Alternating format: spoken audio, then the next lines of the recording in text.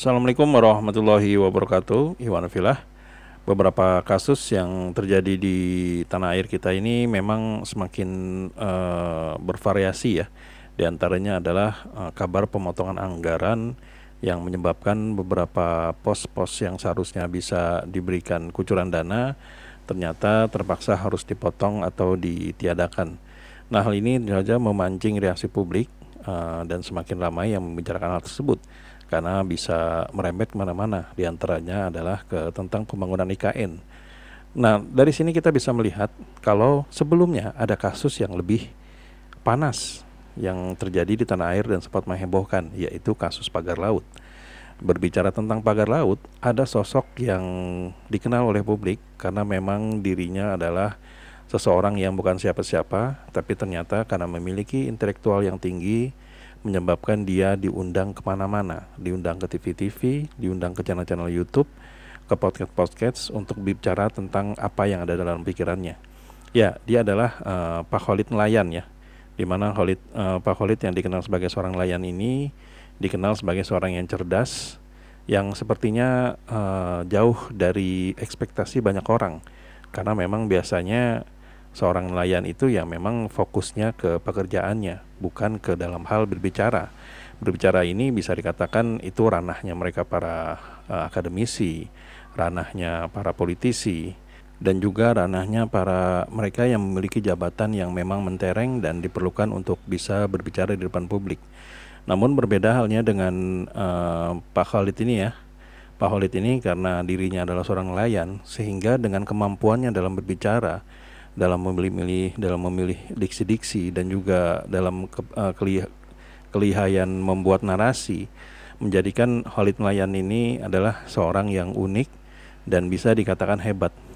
Nah, berbicara dengan Pak Khalid beberapa hari yang lalu, beberapa bulan yang lalu, di saat pagar laut ini sedang ramai, dia terkesan seseorang yang berani dalam melawan para oligarki, dan berani melawan siapapun yang menurutnya tidak sesuai dengan apa yang dipikirkan. Karena Pak Khalid ini merasa dirinya adalah korban, sehingga mau tidak mau tidak ada jalan lain yaitu hanya melawan. Nah, di sini yang menariknya yang menjadi inti dari video ini adalah Pak Khalid ini sempat bercerita pada sebuah podcast bahwa dirinya sempat mengalami ancaman, dan ancaman yang paling mengerikan adalah beberapa hari ke depan. Nah, bagaimana video dan apa yang dimaksud? Mari kita simak berikut ini.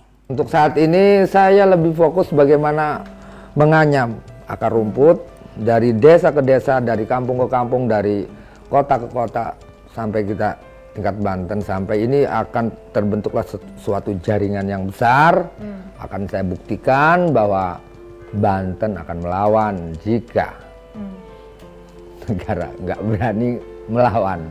Udah itu rencananya. Artinya saat ini mungkin lihat aja reaksinya seperti apa, walaupun kita hanya sebatas menjuantahkan kata-kata atau pemikiran aja, bagaimana supaya itu masuk ke pemikiran seluruh Indonesia, dari mulai tukang cangkul, guru-guru gitu kan, tukang ojek, tukang nasgor, nasi goreng, tukang warteg, seluruh lapisan masyarakat Indonesia dengar gitu. Dan saya juantahkan perlawanan ini kepada mereka bahwa Indonesia bukan sedang baik-baik saja, tapi sedang tidak baik, dan ini bahaya. Ada lagi misalnya kalau sebutnya intimidasi, ini intimidasi psikologi kali ya modelnya ya. Kayak model gini, mereka ini tahu rumah saya, tahu kalau mau ngomong mau matiin saya juga udah jelas tahu. Gampang lah saya mau dicarinya rumahnya. Nah, tapi si intimidasi ini dia harus ke rumah ibunya kawan saya, sehingga ibunya ini nanya, ini Khalid ini siapa gitu kan. Seolah-olah saya ini kemudian biar dijauhin teman-teman, biar teman-teman tuh takut nemenin saya, berjuang sama saya, membela yang hak, kemudian mereka meninggalkan saya. Nah, teman-teman saya ini juga nggak bisa nolak karena yang ngomong tuh ibunya, orang tuanya. Kalau menolak juga, kalau di sana kan ada masih jangan nolak orang tua gitu ini kan. Nah, itu kadang kekalahan saya di situ. Jadi masing-masing menjauhi gitu. Takut resiko kan. Karena dianggapnya mungkin bagaimana supaya saya ini adalah penjahat. Kayak contoh misalnya kemarin ini kan ada tuh yang mencoba untuk melaporkan saya ke Barreskrim Polri. Mereka tuduhan saya adalah berita hoak dan membuat keonaran gitu. Lah ya kita nggak tahu namanya persepsi orang kan. Ya tinggal nilai aja gitu yang bikin owner tuh siapa.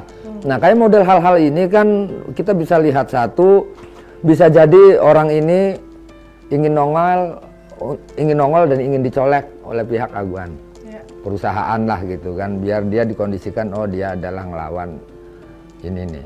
Kedua bisa jadi ini juga ngecek ombak gitu kan, bagaimana reaksi netizen ketika seorang Holid mau dilaporin. Kalau geriaknya gelombangnya nggak besar ya tinggal diterusin gitu. Kalau gelombangnya besar tunggu dulu. Yang paling berbahaya itu menurut saya ketika isu persoalan ini sepi. Misalnya nih para netizen nih, wah pada ngejar saya nih kan, inilah gitu kan. Nah ketika netizen ini sepi, udah isunya udah tenggelam. Media ya, netizen dan media. Ya, netizen, media udah mulai tenggelam tentang saya. Ini justru yang paling berbahaya buat saya. Nah, itu juga harus saya siapkan supaya selamat seperti apa. Saya sadar betul bahwa saya dalam posisi yang tidak baik dan terancam. Saya sadar itu, walaupun kesadaran saya masih sifatnya insting gitu.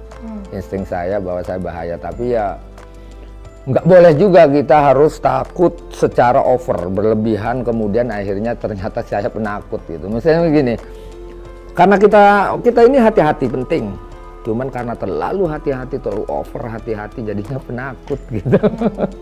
Kalau penakut yang nggak berjuang, ya udah dari awal aja kita nggak usah berjuang.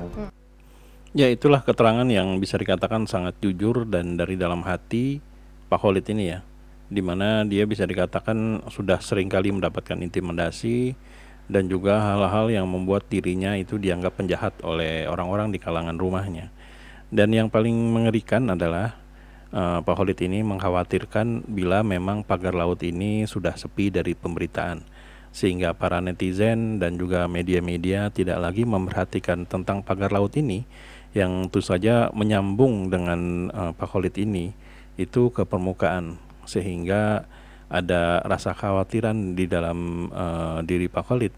Bila memang ini sudah sepi, maka dirinya harus siap menerima segala resiko apapun, ya termasuk mungkin ditangkap ataupun mungkin diadili oleh orang yang disuruh gitu ya, dalam tanda kutip.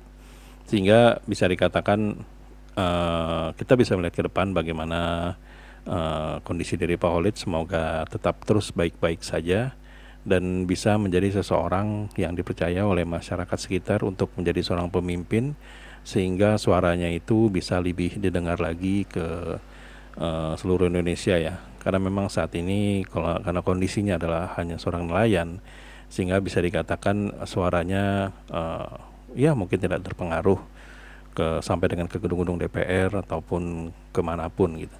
Jadi mungkin besar harapan kita semua Pak Holid ini bisa menjadi seseorang yang lebih bermanfaat dan bisa lebih powerful gitu. Semoga bisa terus sehat dan bisa tetap terus bersuara dan bersemangat memperjuangkan aspirasi dari rakyat dan menyelamatkan mereka dari kemiskinan.